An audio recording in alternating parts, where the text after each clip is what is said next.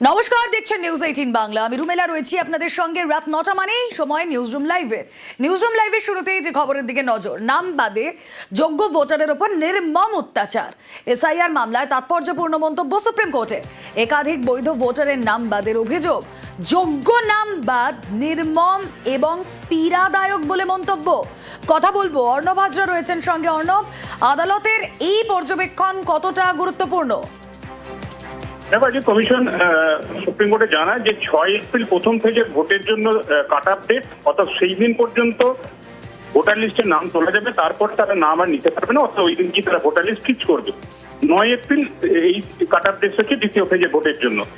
এই বিষয়টি জানার পরই ট্রাইব্যুনাল কাজ শুরু করবে, এমনটা কমিশনের তরফে জানা হয় বৃহস্পতিবার। এবং এই বৃহস্পতিবার শুরু করার পর 6 তারিখের মধ্যে প্রথম দফার ভোটে যাদের অ্যাডজুডিকেশনে নাম বাদ হয়েছে তাদের তো ট্রাইব্যুনালে সবার নিষ্পত্তি হবে না।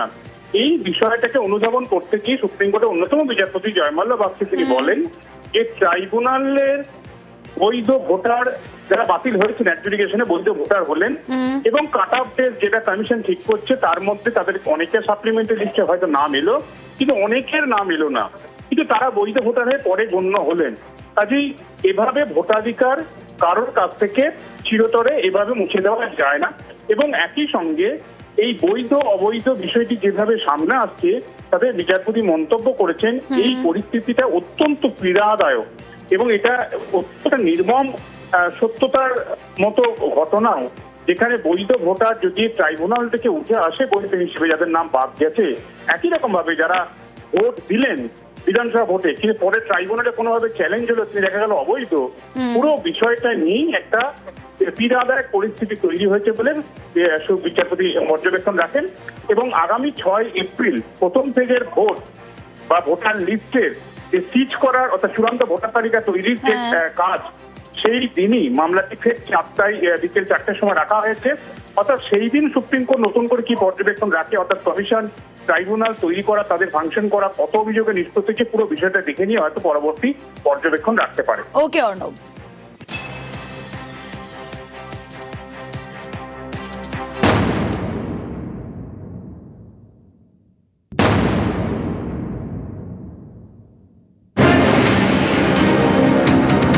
বুধবার সুপ্রিম কোর্টে এসআইআর মামলা শুনানির শুরুতেই প্রধান বিচারপতি সূর্যকান্ত জানান, কলকাতা হাইকোর্টের প্রধান বিচারপতি রিপোর্ট দিয়েছেন, তাতে বলা হয়েছে 45 লক্ষের নিষ্পত্তি হয়ে গিয়েছে। 7 এপ্রিলের মধ্যে সব বিচারাধীনদের নিষ্পত্তি হয়ে যাবে বলে আশাবাদী। এই রিপোর্ট সন্তোষজনক, শুধু ট্রাইব্যুনালের বিষয়টি বাকি রয়েছে।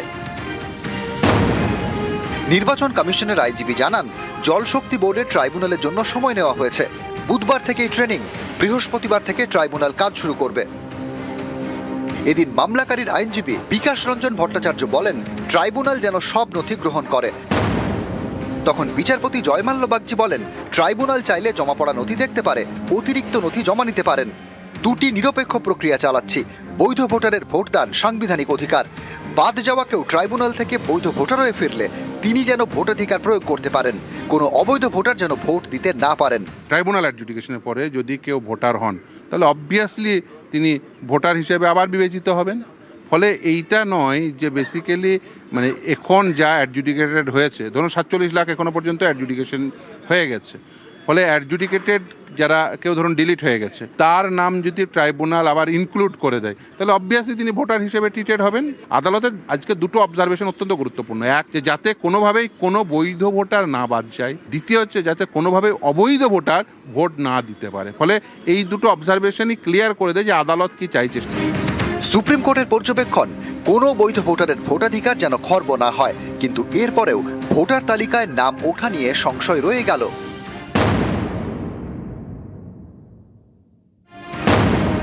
23 এপ্রিল বৃহস্পতিবার 152টি কেন্দ্রে প্রথম দফার ভোট। এই কেন্দ্রগুলির জন্য গত সোমবার শেষ সাপ্লিমেন্টারি তালিকা প্রকাশ করে কমিশন।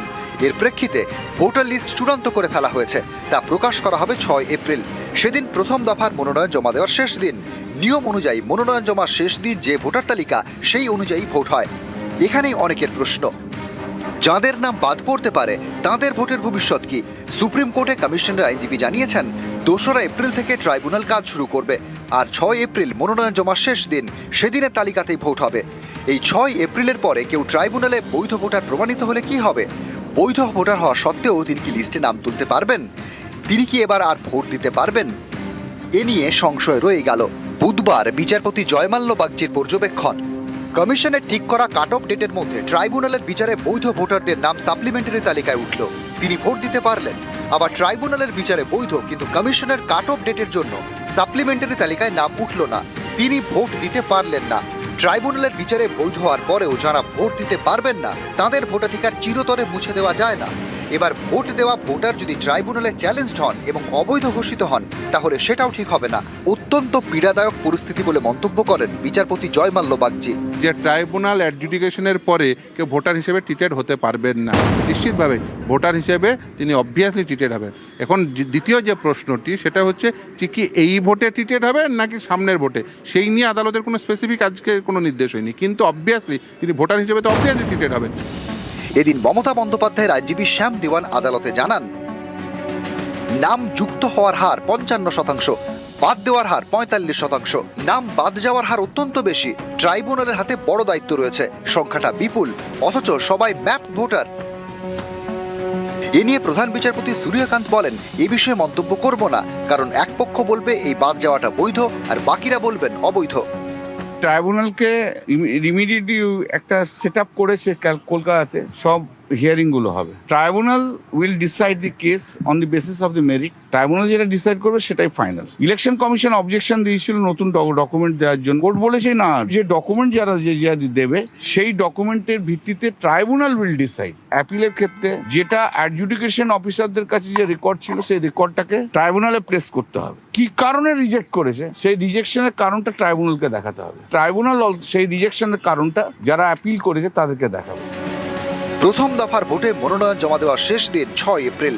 কমিশনের নিয়ম অনুযায়ী সেদিনের প্রকাশিত তালিকাতেই হবে প্রথম দফার ভোট। এই 6 এপ্রিলে সুপ্রিম কোর্টে ফের শুনানি। নিউজ 18 বাংলা। 28 ফেব্রুয়ারি চূড়ান্ত তালিকা প্রকাশ করে কমিশন। তারপরেও নতুন নাম কেন?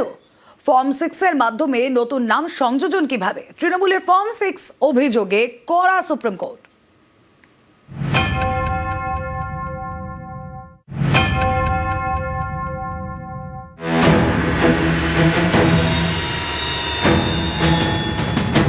ফর্ম 6 ভোটার তালিকায় নাম তোলার জন্য এই ফর্মটি ফিল আপ করতে হয়। এই ফর্ম 6 জমা নিয়ে চাঞ্চল্যকর অভিযোগ করেছে তৃণমূল। তাদের দাবি, পশ্চিমবঙ্গের ভোটার তালিকায় বহিরাগত ঢোকাচ্ছে বিজেপি, যা মানতে নারাজ পদ্ম শিবির। বুধবার সুপ্রিম কোর্টে চলা এসআইআর মামলাতেও এই ফর্ম 6-এ কড়া সুপ্রিম কোর্ট।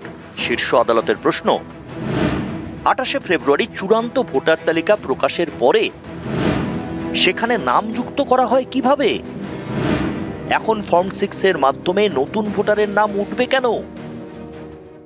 যে সমস্ত ফর্ম 6 তোমরা নিয়েছো সেইগুলো বুথে বুথে নোটিফাই করতে হবে। যদি 100টা ফর্ম 6 জমা দিয়ে থাকে তাহলে 100টা ফর্ম 6-কে নোটিফাই করতে হবে। সিওর অফিসে বসে কিছু হবে না, বা ইলেকশন কমিশনের যা বলে দিল তা হবে না। ফর্ম 6 একদম নোটিফাই করতে হবে বুথ ভিত্তিক। নোটিফাই করে সেই ফর্ম 6-এ যারা অবজেকশন দেবে সেই অবজেকশনে আবার হিয়ারিং হবে। এদিন সুপ্রিম কোর্টে আইনজীবী কল্যাণ বন্দ্যোপাধ্যায় বলেন, দিস্তা দিস্তা ফর্ম 6 জমা পড়েছে। নির্বাচন কমিশনের আইনজীবী তখন বলেন, মনোনয়ন জমার শেষ দিন পর্যন্ত নতুন নাম তোলা যায়। কল্যাণ বন্দ্যোপাধ্যায় বলেন, দিস্তা দিস্তা ফর্ম 6 জমা পড়েছে সিইও অফিসে, আমাদের কাছে ভিডিও আছে। নির্বাচন কমিশনের আইনজীবী বলেন, নাম তুলতে ফর্ম জমা করা অধিকার। কল্যাণ বন্দ্যোপাধ্যায় প্রশ্ন করেন, একজন ব্যক্তি কিভাবে 30,000 ফর্ম জমা করেন? প্রধান বিচারপতি সূর্যকান্ত তখন বলেন, আপনাদের আপত্তি থাকলে সেটা সেখানে জানান, আমাদের কাছে এ বিষয়ে কোনো নথি নেই। কমিশনের আইনজীবী ডিএস নাইডু তখন বলেন, আপত্তি থাকলে ফর্ম 6-এর বিরুদ্ধে অবজেকশন জানানো যেতে পারে। এরপরেই ফর্ম 6 নিয়ে কড়া মন্তব্য করে শীর্ষ আদালত। সুপ্রিম কোর্টের বিচারপতি জয়মাল্য বাগচি প্রশ্ন তোলেন, বলেন, 28 ফেব্রুয়ারি চূড়ান্ত ভোটার তালিকা প্রকাশ করা হয়েছে। চূড়ান্ত তালিকা প্রকাশের পরে সাপ্লিমেন্টারি তালিকা প্রকাশ করতে বলা হয়েছে, কারণ সমস্ত বিচারাধীন ভোটারদের নিষ্পত্তি এখনো হয়নি। তাহলে এখন ফর্ম 6-এর মাধ্যমে নতুন ভোটারের নাম উঠবে কেন? কমিশনের আইনজীবী জানান, সাবালক হলে নাম তোলার জন্য আবেদন জানানো যাবে। এরপরে সুপ্রিম কোর্ট জানিয়ে দেয়, আদালত পরে এই বিষয়টি দেখবে। 6 এপ্রিল পরবর্তী শুনানি। নিউজ 18 বাংলা। ফের তৃণমূলের মেগা এক্সপোজ, বিজেপি এবং কমিশন আতাতের অভিযোগ তুলে সরব তৃণমূল। ভিন রাজ্যের ভোটার বাংলার ভোটার তালিকায় থাকার অভিযোগ, একাধিক তথ্য দেখিয়ে দাবি তৃণমূলের। বাংলা দখলে চক্রান্তের অভিযোগে বিজেপি ও কমিশনকে নিশানা তৃণমূলের। কেস নম্বর 1, সুলেখা কুমারী, 2025 সালের বিহারে তার এপিক কার্ডে নাম আছে। একই সুলেখা, তিনি সুলেখা কালী মিশিয়ে আমাদের এখানে বাংলায় এসে তার কালী সরিয়ে দিয়ে সুলেখা কালী, একই নাম, 2 জায়গায় নাম আছে। জালিয়াতির একটা সীমা আছে। সব রাজ্যে যদি আপনারা এই প্যাটার্ন ফলো করেন, গণতন্ত্র বলে, নির্বাচন বলে, আর কিচ্ছুই দেশে থাকবে না। কেস নাম্বার 2, রমেশ এবং তার পুত্র উমেশ। বিহারের 2টো জায়গায় আছে কিন্তু রমেশ এবং উমেশের নাম। একটা জায়গায় রমেশ উমেশ এবং আরেকটা জায়গায় পরমেশ্বর এবং রমেশ।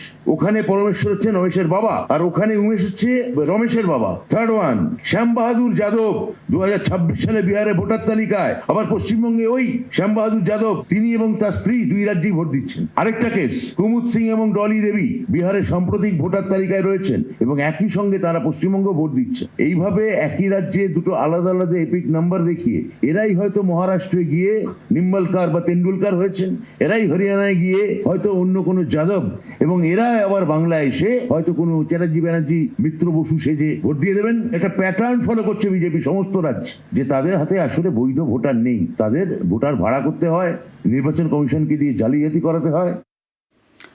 ফর্ম 6 জমা দিয়ে বহিরাগতদের নাম ভোটার লিস্টে ঢোকানোর চেষ্টা, তৃণমূলের অভিযোগ নিয়ে বুধবার কড়া মন্তব্য করেছে সুপ্রিম কোর্ট।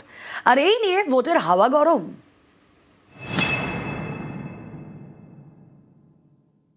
আর আজকে আমি খুশি, সুপ্রিম কোর্ট ভালো রায় দিয়েছে। এই যে জমা করছিল বাইরের নাম, 6 নম্বর ফর্ম, বাইরের আউটসাইডারদের ভোটারদের নিয়ে পদ্ম ফুলের বস্তা দিয়ে বাইরের নাম ঢোকাচ্ছিল, সুপ্রিম কোর্ট বলে দিয়েছে হবে না।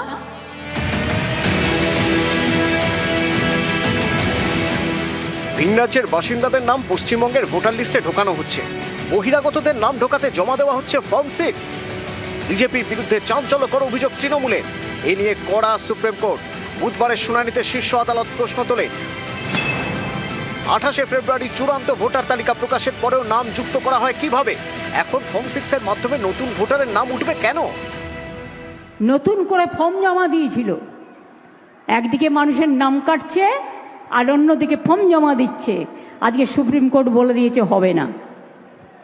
আমি স্যালুট জানাই, প্রণাম জানাই।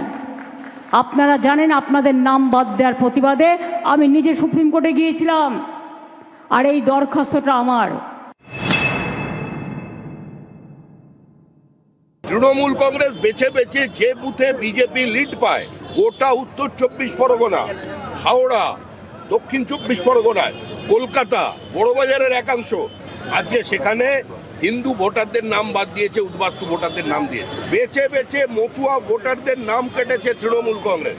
তৃণমূল কংগ্রেস ফর্ম 7 জমা দিয়েছে হিন্দু ভোটারদের বিরুদ্ধে। তৃণমূলের একমাত্র উদ্দেশ্য হচ্ছে বাংলাদেশি মুসলিম অনুপ্রবেশকারীদের ভোটার লিস্টে নাম রেখে দেওয়া, মৃত ভোটারের নাম রেখে দেওয়া। এভাবে চললে নির্বাচন আমরা করার পক্ষে থাকবো না, আমাদের আন্দোলনে নামতে হবে। সুপ্রিম কোর্ট যা বলেছেন তা কার্যত তৃণমূল কংগ্রেসের যে অভিযোগ তাতে মান্যতা দিয়েছেন। ভোটার লিস্টে ম্যাসিভ কেলেঙ্কারির চেষ্টা করছে বিজেপি। মানুষের মন ওরা জিততে পারবে না, তাই মানুষকেই বাদ দিচ্ছে। অন্য রাজ্য থেকে কপি পেস্ট করে এই রাজ্যে ভুয়ো ভোটার ঢুকিয়ে দেয়া বিজেপি করছে। এই খেলা ওরা মহারাষ্ট্র, দিল্লি, হরিয়ানা, বিহারে করেছে। ফর্ম 6 বিজেপির একটা কেলেঙ্কারি। গত কয়েকদিন ধরে ফর্ম 6 নিয়ে গরম রাজনীতি। সোমবার মুখ্য নির্বাচনী আধিকারিকের অফিসে গিয়ে তার সঙ্গে দেখা করেন অভিষেক বন্দ্যোপাধ্যায়। নির্বাচন কমিশনের বিধি অনুযায়ী 50টার বেশি ফর্ম 6 কেউ সাবমিট করতে পারে না। আমাদের কাছে সুনির্দিষ্ট তথ্য রয়েছে যে আজকে সকাল 11টা থেকে এই 6-7 ঘন্টায় প্রায় 30,000 ফর্ম 6 অবৈধভাবে, যারা বাংলার ভোটার নয়, যাদের বিহার, ইউপির ভোটার লিস্টে নাম রয়েছে, যদি 30,000 ফর্ম 6 জমা পড়ে, তাহলে কমপক্ষে 600 জনকে সশরীরে এই অফিসে উপস্থিত হয়ে জমা দিতে হবে। আমরা সিইও কে বলেছি যে আপনারা আজকের বেলা 12টা থেকে 11টা থেকে সন্ধ্যে 6টা অবধি আর যদি পারেন পুরো 24 ঘন্টা সিসিটিভি ফুটেজ রিলিজ করে দেবেন, তাদের দুধ কা দুধ পানি কা পানি হয়ে যাবে। উনার কাছে সদুত্তর ছিল না। বিভিন্ন জায়গায় বিডিও এসডি ওরা ডিএম পর্যন্ত বলে দিচ্ছেন যে ফর্ম 6 যদি জমা দিতে হয় গিয়ে সিওর দপ্তরে জমা দাও। তো সাধারণ মানুষ বোঝেননি সিওর দপ্তরে গেছে, সিওর দপ্তরে কে ব্যাগ নিয়ে গেল কি কে 15টা বস্তা নিয়ে গেল এটা দেখার বিষয় নয়। সেই অফিস কি গ্রহণ করবে সেটা সম্পূর্ণভাবে তাদের বিষয়। ফর্ম 6 এর অভিযোগ নিয়ে মঙ্গলবার সিইও অফিসের সামনে হাওয়া গরম হয়ে ওঠে। তৃণমূল বিজেপির মধ্যে মারামারি হয়। নিউজ 18 বাংলা।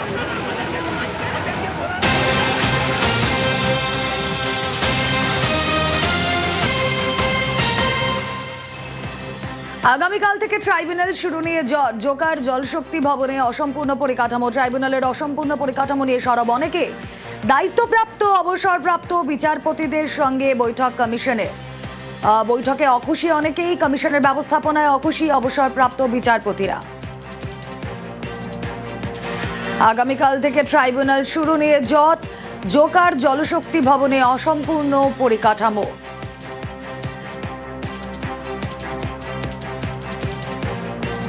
দায়িত্বপ্রাপ্ত অবসরপ্রাপ্ত বিচারপতিদের সঙ্গে বৈঠক।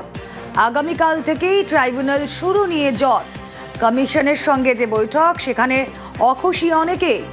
কমিশনের ব্যবস্থাপনায় অখুশি অবসরপ্রাপ্ত বিচারপতিরা।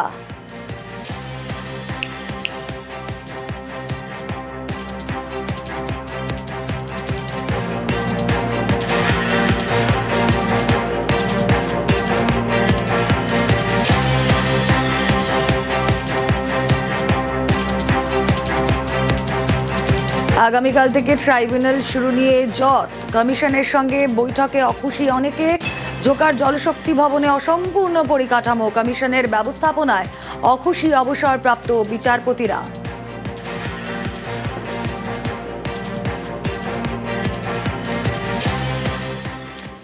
সাপ্লিমেন্টারি তালিকায় নাম বাদ, এই অভিযোগে রাস্তায় নেমে বিক্ষোভ। রাজ্যের বিভিন্ন জায়গায় বুধবারও একই ছবি, বাদ যাওয়া নামে বেশিরভাগই মুসলিম।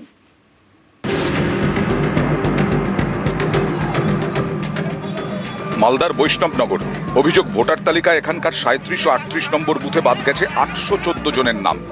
সবাই মুসলিম ভোটার বলে দাবি। এর প্রতিবাদে 12 নম্বর জাতীয় সড়কে নেমে বিক্ষোভ দেখান স্থানীয়রা। পরিস্থিতি সামলাতে এলাকায় পৌঁছয় পুলিশ ও কেন্দ্রীয় বাহিনী।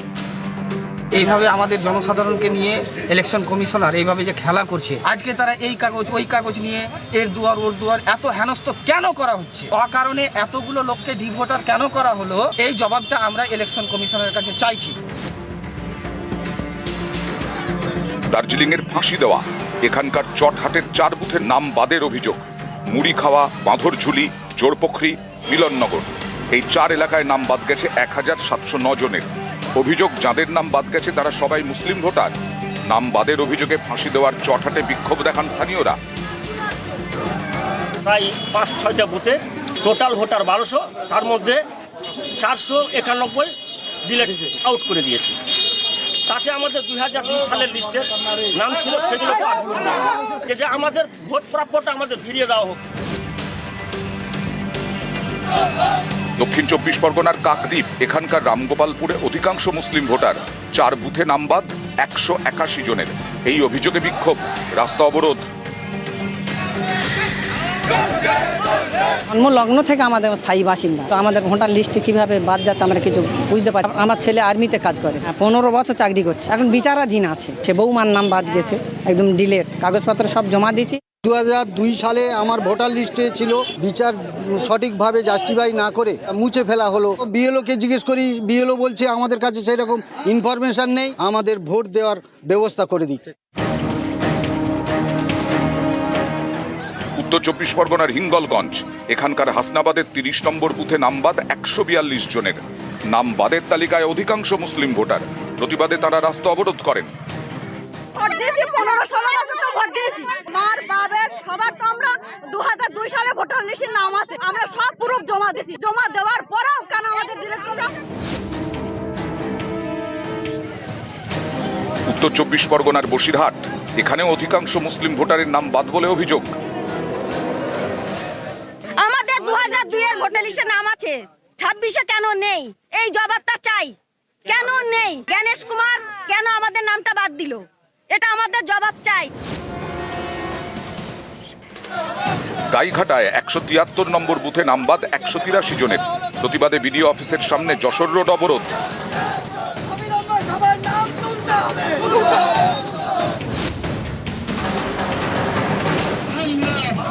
মালদার সুজাপুর কেন্দ্রের অনেকের নাম বাদ গেছে বলে অভিযোগ।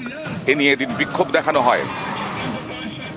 ইলেকশন কমিশনের কাছে জানতে চাই, সুপ্রিম কোর্ট যে অর্ডার দিয়েছিল যে অফলাইন এবং অনলাইন দুভাবে ট্রাইব্যুনালে আবেদন করা যাবে, তো এখনো পর্যন্ত অফলাইনে ইলেকশন কমিশন আবেদন শুরু করতে পারলো না। তার নির্দিষ্ট কোনো সুনিশ্চিত কোনো গাইডলাইন নাই।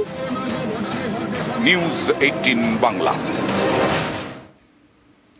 ভবানীপুরে 40,000 নাম বাদ, বিশেষ সম্প্রদায়কে টার্গেটের অভিযোগ মমতার। বাংলা দখল করে টার্গেট দিল্লি, ফের বিজেপি সরকারকে নিশানা তৃণমূল নেত্রীর। আমার ভবানীপুর কেন্দ্রেই কত বাদ, কেউ দিল্লি থেকে নির্দেশ দিচ্ছে অমুক কমিউনিটি কেটে দাও ছেটে দাও। এত সস্তা খেলা হবে এবারে, খেলা দুরন্ত খেলা, দুর্দান্ত খেলা, বিজেপির সূর্যাস্তের খেলা। বাংলাকে করেছো টার্গেট, আগামী দিন দিল্লিকে করব আমরা টার্গেট। আর আমার কনস্টিটিউশনে হুকুম পাচ্ছে 40,000 নাম্বার দিয়েছে। তাও জেনে রাখবেন, লড়ে আমি যাব এবং জিতবো। আগামীকাল ভবানীপুরে শুভেন্দুর মনোনয়ন, রোড শো করে মনোনয়ন জমা। ভবানীপুরে শুভেন্দুর মনোনয়নে অমিত শাহ।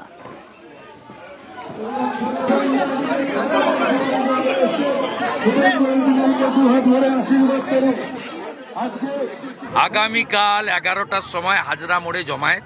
মাননীয় অমিত শাহজি 11:30 নাগাদ পৌঁছাবেন। এখানে কর্মীদেরকে শুভেচ্ছা জ্ঞাপন করে আমাকে সাথে নিয়ে অন্যান্য প্রার্থীরাও থাকবেন দক্ষিণ কলকাতা, সবাইকে নিয়ে সার্ভে বিল্ডিং এর দিকে যাবেন।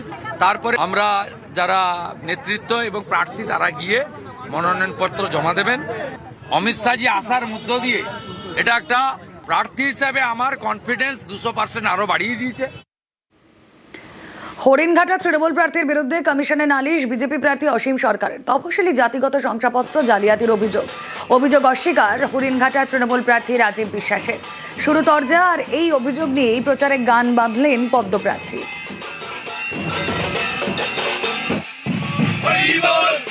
চোর ধরা পড়েছে, জালিয়াত ধরা পড়েছে, অন্যের বাবা নামটি দিয়ে নিজের বাবা সাজিয়েছে। চোর ধরা পড়েছে, ডাক্তার জালিয়াতি তার ধরা পড়েছে। ওরা মূলত টাইটেল কর্মকার, ওর বাবার নাম বাংলাদেশে দেবেন কর্মকার, সে বাংলাদেশের ভোটার লিস্ট নিয়ে আসা হয়েছে। এখানে ওর বাবার বাবা বানিয়েছে যাকে বিপদ ভঞ্জন বিশ্বাস বানিয়ে, তার যে ছেলে প্রতুল বিশ্বাস এবং বিকাশ বিশ্বাস, তারাই আমাকে খবরটা দিয়েছে। বিকাশ বিশ্বাস চুরি চুরি করে নিয়ে ও কিন্তু এসসি কার্ড করে নিয়েছে। পুরা জাল, ও একদম গেছে। ও বংশ তালিকা যেটা দিয়েছে সেটা ফলস। এই জন্যই তো আমি বলছি চোর ধরা পড়েছে, ডাক্তার ধরা পড়েছে। না, এটা একদমই মিথ্যে কথা। আমার তিনি দাদু, আমার বাবা মা এবং এগুলোর যে জাতিগত শংসাপত্র সেগুলো তো আমি আমার ডকুমেন্টস দিয়েই করেছি। সেগুলো যেখানে যদি কখনো কোনো কেউ প্রমাণ চায় সেরকম করে আমি দেখিয়ে দেবো। আমি ডক্টর রাজীব বিশ্বাস, আমার বাবা শ্রী দেবেন্দ্রনাথ বিশ্বাস, আমার মায়ের নাম যমুনা বিশ্বাস। আপনাদের টাইটেল কর্মকার? না, এটা আমি জানি না, এটা আমার জানা নেই। এটা কোথা থেকে কিভাবে কেউ তুলে ধরেছে আমি বলতে পারবো না। এগুলো কতগুলো বানানো একটা গল্প হলে সেটা হয়, উনি ওনার মতো করে বলতে পারেন। এগুলো একদম ভুয়ো অভিযোগ, আমি এর কোনো সারবত্তা নেই।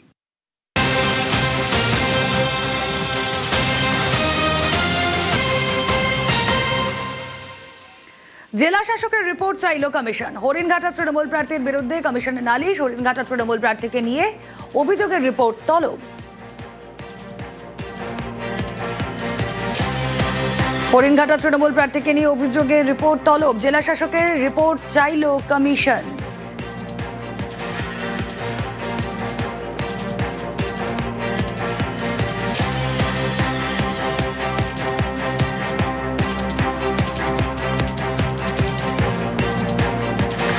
মনোনয়নপত্র জমার দিনই এনআইএ নোটিশ। ভগবানপুরের তৃণমূল প্রার্থীকে এনআইএ নোটিশ। 2022 সালে নারুয়াভিলা বোমা বিস্ফোরণের ঘটনায় মানব পড়ুয়াকে নোটিশ পাঠিয়েছে কেন্দ্রীয় তদন্তকারী সংস্থা।